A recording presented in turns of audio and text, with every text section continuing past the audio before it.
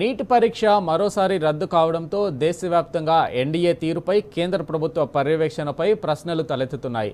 మే 3న NDA నిర్వహించిన neat పరీక్షలో paper leak ఆరోపణలు వెలుగులోకి రావడంతో కేంద్ర ప్రభుత్వం పరీక్షను రద్దు చేసింది. పరీక్షలను రద్దు చేసి విద్యార్థుల భవిష్యత్తుతో ఎన్డీఏ చెలగాటమాడుతుంది. విద్యార్థుల తల్లిదండ్రులపై ఒత్తిడి పెంచుతుంది. పేపర్ లీక్ ఘటనపై పూర్తిస్థాయి విచారణ జరిపి బాధ్యులపై కఠిన చర్యలు తీసుకోవాలని విద్యార్థుల తల్లిదండ్రులు డిమాండ్ చేస్తున్నారు. నీట్ పరీక్ష రద్దుపై డాక్టర్ రాజీవ్తో మా ప్రతినిధి అరవింద్ ఫేస్ టు ఫేస్.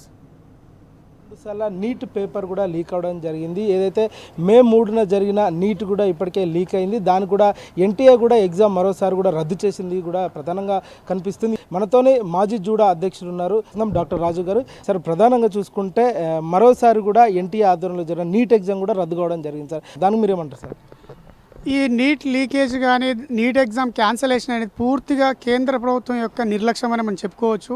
ఎందుకంటే గతంలో 2024లో కూడా ఈ నీట్ ఎగ్జామ్ అనేటువంటిది లీక్ అయింది. సరే, ఈసారైనా నిష్పక్షపాతంగా వారు స్టూడెంట్స్ యొక్క భవిష్యత్తును దృష్టిలో పెట్టుకొని దేశంలో ఉన్నటువంటి ప్రజల యొక్క ఆరోగ్యాన్ని దృష్టిలో పెట్టుకొని సక్రమంగా నిర్వర్తిస్తారని భావించాం. కానీ ఎటువంటి బాధ్యత లేకుండా బాధ్యతారాహిత్యంగా మళ్ళీ నీట్ ఎగ్జామ్ లీక్ అవ్వడం, క్యాన్సిల్ చేయడం అనేటువంటిది సుమారు అంటే దేశంలో ఈసారి నీట్ ఎగ్జామ్ని 22 లక్షల మంది విద్యార్థులు, మన రాష్ట్రంలో 70,000 మంది విద్యార్థులు అనేది రాయడము, వారి యొక్క భవిష్యత్తును అంధకారంలో నెట్టడం, ఎన్నో కలల కంటూ డాక్టర్ అవ్వాలనే కోరికతోటి వాళ్ళ పేరెంట్స్ యొక్క ఆశలు కానీ లేకపోతే వాళ్ళ యొక్క కష్టాన్ని బట్టి వాళ్ళు ఎగ్జామ్ రాయడం జరుగుతూ ఉంది.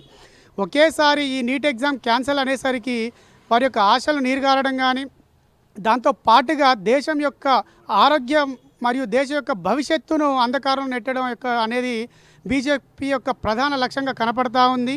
దయచేసి ఎవరు కూడా డిసప్పాయింట్ అవ్వద్దు. భవిష్యత్తులో కూడా ఇలాంటి ఘటనలు జరగకుండా ఇప్పుడు ఎవరైతే ఈ ఘటనలకు కారణమో నిష్పక్షపాతంగా ఇప్పటికైనా ఎంక్వైరీ చేపట్టి వారిపై కఠినంగా శిక్షించి ఇలాంటి పునరావృతం కాకుండా చూడాలి. సార్, ఏదైతే బీజేపీ ప్రభుత్వం, కేంద్ర ప్రభుత్వం ఎప్పుడైనా డబుల్ ఇంజన్ సర్కార్ అంటది. డబుల్ టైం కూడా పేపర్ లీక్ అవ్వడం జరిగింది. కొంతమంది విద్యార్థులు చాలా బాగా చదువుకొని ఈసారి ఎట్లయినా నీట్లో ర్యాంకు సాధించేంత గొప్ప లక్ష్యంతో ఉంటారు. కానీ ఈసారి వాళ్ళ పరిస్థితి కూడా ఆశలు నిరాశలైనట్టేనా సార్? ఒక డాక్టర్ అవ్వాలనే కోరిక చాలామందికి ఉంటుంది. దానిలో కొంతమందికి అవకాశం రావడము, వారిలో కూడా ఇంతమంది పోటీలో అంటే అత్యంత కష్టమైన చదువుని చదవాలనే కోరికతో వచ్చిన వాళ్ళు, సేవ చేయాలనే ఆలోచనతో ఉన్న వారి యొక్క ఆశల్ని నీరుగార్చడం కానీ లేదా వాళ్ళ తల్లిదండ్రుల యొక్క ఆశల్ని నీరుగార్చడం అదొక విధంగా ఆలోచిస్తే, మరొకటి ఏంటంటే ఇదే కేంద్ర ప్రభుత్వం నేషనల్ మెడికల్ కమిషన్ తీసుకొచ్చింది. అంటే ఒకవైపు ఎగ్జామ్స్ని లీక్ చేయడము, మరొక వైపు నేషనల్ మెడికల్ కౌన్సిల్ దాని యొక్క రూల్స్ను సడలిస్తూ మెడికల్ కాలేజీల యొక్క నాణ్యతను కానీ వైద్య ప్రమాణాలను కానీ సరళించి వైద్య ప్రమాణాలు లేకున్నప్పటికీ మెడికల్ కాలేజ్ పర్మిషన్ ఇవ్వడం. అంటే వైద్య విద్యకు సంబంధించినటువంటి ఎంట్రన్స్ ఎగ్జామ్ లీక్ అవ్వడము మరియు వైద్యానికి సంబంధించినటువంటి మెడికల్ కాలేజీల్లో కానీ హాస్పిటల్లో కానీ ప్రమాణాలను తగ్గించడం, ఈ రెండు కూడా డబల్ ఇంజన్ సర్కార్ అనుకున్నాం. కానీ double time NEET paper leak అవడము మరియు డబల్ టైం వైద్యం యొక్క నష్టాన్ని చేయడం అనేటువంటిది ఇది బీజేపీ ప్రభుత్వానికి సాధ్యమని అనుకుంటున్నాం. విద్యార్థులు మానసిక క్షోభకు గురి కాకుండా తల్లిదండ్రులు కూడా సేమ్ ఇదే పరిస్థితి కూడా కనిపిస్తుంది సార్. దాని గురించి మీరు ఏమంటారు సార్? ఖచ్చితంగా ఇలాంటి సంఘటన బాధాకరం.